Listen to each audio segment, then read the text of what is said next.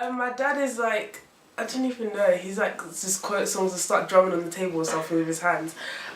Kieran would start laughing randomly and it would be like a really hyper laugh. And then Jordan is like, he's the one who just makes jokes all the time. But he's really weird because it's the weirdest things and he will bring stuff up from the past and you remember it and it's like, ah! And then my mum is like, she'll just sing all the time. Well, that's kind of expected. But yeah, you can join into it even if it's like the weirdest song. Right, I'll start off with Georgia. Georgia just comes out with these random words, almost like tongues, like which I just find the most amazing thing. Kieran talks about food a lot. Really, a lot. Anyhow, that's enough. Everton quotes some Jamaican proverbs that I think he's made up, but he keeps saying that they're real ones that other people will know. I'm not convinced. And Jordan carries a rugby ball almost everywhere. Georgia, she just come out with some of the most unusual questions sometimes, which is great.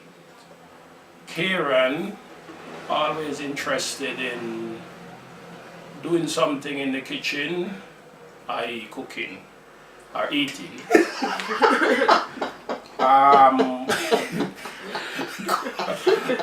Colette, extra special, always singing, and I'm trying to convert her to love reggae music. Not gonna happen, mate. Jordan, he's just a unique individual because just out of nowhere he just come out with some things and everybody's like on the floor.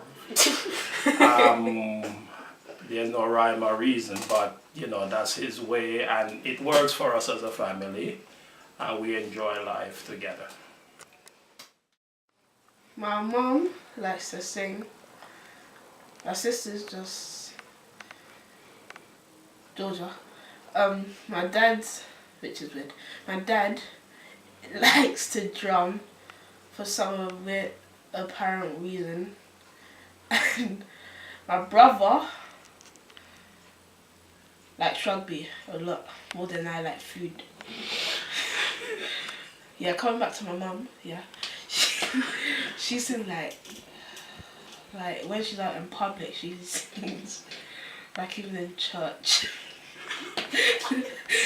Georgia's artistic, like she's kind of like mean in a way, yeah, but I'm a little bit better.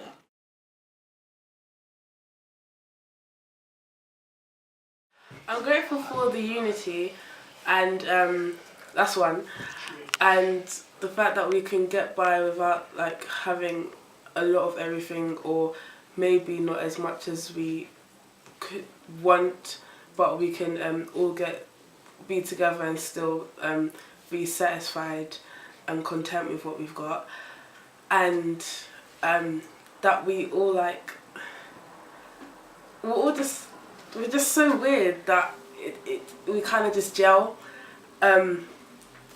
We're all so different and so in our own ways, but when we come together it's like, even though we are different people, we still look like a family, and that's really special, because if you can be together and still be different, then it shows the diversity. In my family, I'm grateful for the love. I think that's the biggest thing. The family's really warm. It feels, it's lovely. It's just wonderful. It's wonderful to have my sons, my daughter, my husband. I feel full, like my heart is full. It's a blessing. Just watching them grow up, the children grow up, and see them get bigger and bigger, the conversations, the individuality, the personalities, just the madness, the chaos. I love that. I just think it's great. It's not what I grew up with. I grew up in a very different type of family. I didn't see a father figure that was really warm and to see that with my children, with their dad, all those things that I didn't always have, I just feel blessed. I'm also, I think it's the laughter. Laughter is a big thing in our family, and I'm grateful that laughter, joy, people, different parts of the family will try and encourage the other part of the family. Sometimes I just sit in the kitchen or in the bedroom and I hear them laughing. Sometimes I hear like Everton laughing with the kids, and it's over the silliest things, but you can feel that it's like a healer, it's a balm. And also I think it's something that unites and joins us together. And the final thing I think about our family is that everybody has ambition. Everybody is ambitious about, in different ways. So whether it's really wanting to know more about God, really want to be great at rugby, to be a person who does research and psychology. I can't remember what it was, Georgia. But anyhow, just that everybody's ambitious, and Kieran's artistic ambitions, you know. I think it's really great that everybody has so many different things that spurs them on. One, as I said, I've got a unique family. I've got a lovely wife, fantastic young lady, a gorgeous daughter, and 2 mad sons.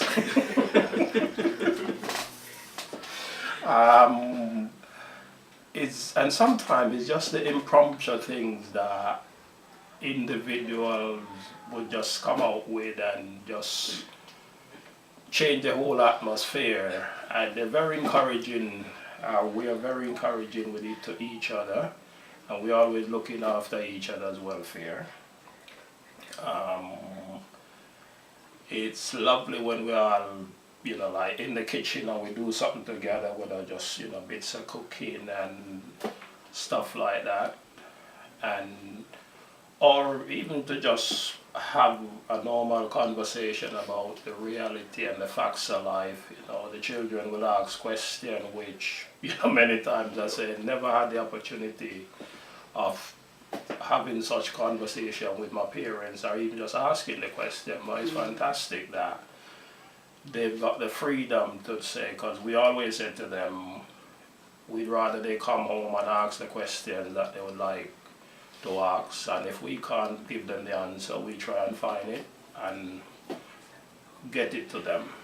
And it's lovely that we've got a sort of open plan family, if that's the way the modern and political way of putting it.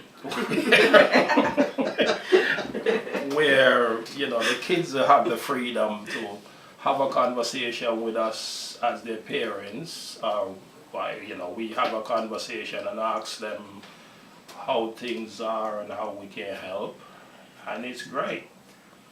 And, you know, there's always that love.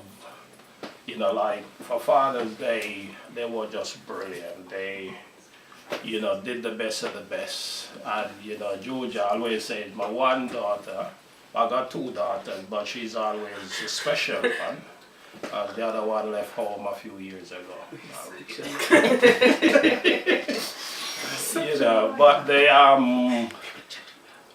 really, you know, very, very special, unique in their own way, but we are loving as one unit, and I love them. One of the things that I'm grateful for about my family is the enigmatic things that go on, and that how they behave is funny as the same as being weird. So like, that's one reason. The second one is my mom knows me. My sister knows me most out of family. And like, well, my brother just weird. And my dad's funny. And last reason is that we were to combined, I think. Yeah.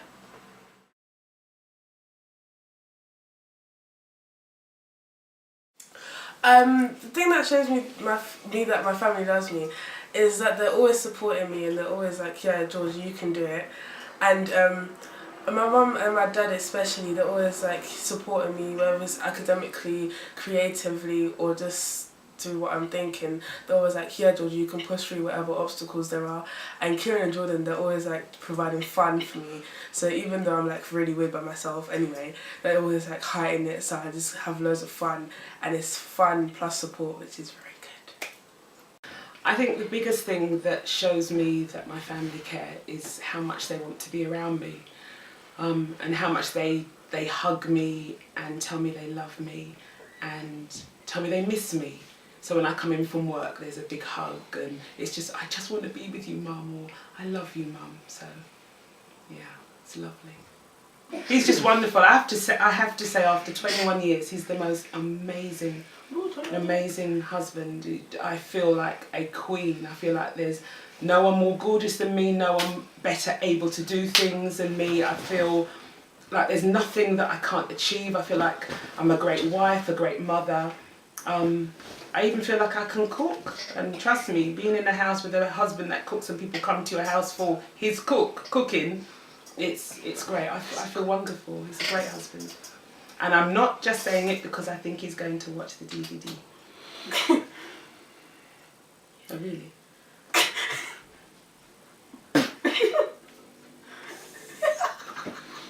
How do I know my family loves me? The children especially, they always say, oh, Dad, you know, I love you, and we do a lot of hugging and all of that stuff. And even though I get on their nerves a lot of the time, and they just say, you know, they still show that they love me and they care for me. Colette, you know, as I said, she's extra special. Never forget, when I had my heart attack and I came home from hospital, I remember the second night, I, you know, just lying there, and every time I opened my eyes, she was like on her elbow, you know, just looking. And I said, well, why don't you go to sleep? And she said, oh, I just need to make sure you're breathing. Because that was like a whole, not just family changing situation, but a life-changing one. And that always struck me and stayed with me.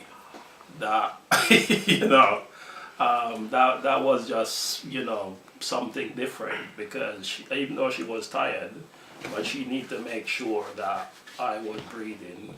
The kids, you know, they always like, and what I love about them, they just make little cards up from time to time and put the weirdest thing, you know, like even for Father's Day, they did some really special, simple stuff, but just the little cartoon characters that they use, you know, just fantastic, and wouldn't change them for anything. So.